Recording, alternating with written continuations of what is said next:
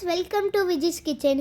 இன்றைக்கி நம்ம summer special Kullu Kullu kulfi எப்படி செய்கிறதுன்னு பார்க்கலாமா? வாங்க வீடியோக்குள்ளே போகலாம். ஃபஸ்ட்டு 1 லிட்டர் கெட்டியான பால் எடுத்துக்கோங்க. ஒரு கனமான பாத்திரத்தில் பாலை காய வச்சுக்கோங்க. 1 லிட்டர் பால் 1/2 லிட்டராக ஆகிற வரைக்கும் காய்ச்சி எடுத்துக்கோங்க.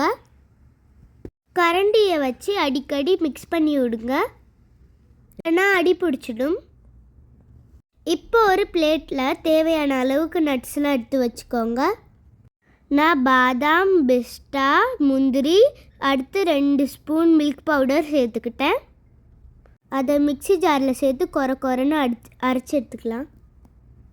உங்களுக்கு பிடிச்ச எந்த நட்ஸ் வேணாலும் நீங்கள் எடுத்துக்கலாம். பால் ஒரு அளவுக்கு சுண்டி வந்துடுச்சு பாருங்கள். சைடில் படிகிற ஏடெல்லாம் கரண்டியை வச்சு எடுத்து விடுங்க. அப்போ தான் குல்ஃபி டேஸ்ட்டாக வரும்.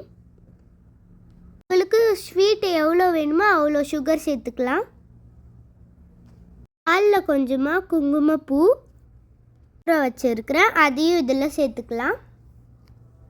ஃப்ளேவருக்காக கொஞ்சமாக ஏலக்காய் பொடி போட்டுக்கோங்க. இப்போ கரண்டியை வச்சு நல்லா மிக்ஸ் பண்ணிக்கோங்க. 5 மினிட்ஸ்க்கு இப்போ பால் நல்லா கொதிக்கட்டும்.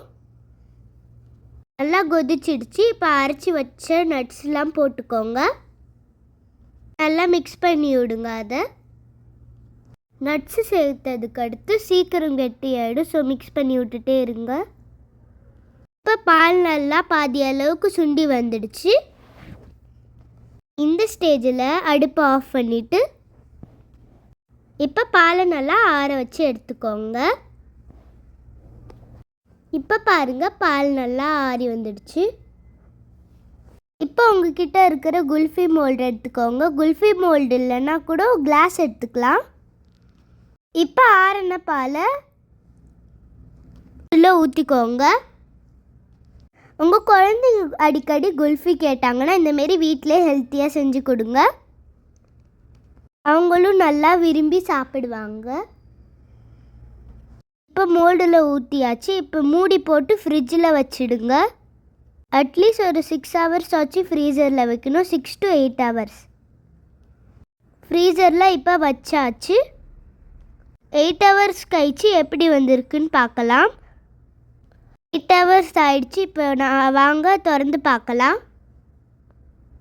1 நிமிஷத்துக்கு தண்ணியில் எடுத்து வச்சுக்கோங்க, அப்போ தான் ஈஸியாக இருக்கும் இருக்கிறதுக்கு.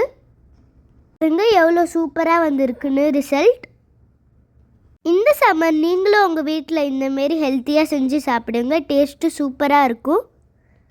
எல்லாத்தையும் மோல்டுலேருந்து இந்தமாரி எடுத்து வச்சுக்கோங்க. கொஞ்சமாக பிஸ்தாவை இந்தமாரி துருவி எடுத்து வச்சுருக்கிறேன். அது துருவி வச்ச பிஸ்தாவை ஐஸ்கிரீம் மேலே டெக்கர் பண்ண போடலாம். பார்க்க சூப்பராக இருக்கும். அவ்வளோதான். இந்த வீடியோ உங்களுக்கு பிடிச்சிருந்தால் லைக் பண்ணுங்கள், ஷேர் பண்ணுங்கள், சப்ஸ்கிரைப் பண்ணுங்கள். உங்களுக்கும் உங்கள் குழந்தைங்களுக்கும் இந்தமாரி சூப்பராக செஞ்சு கொடுங்க. வேணும் திரும்பியும் கேட்பாங்க. Bye guys.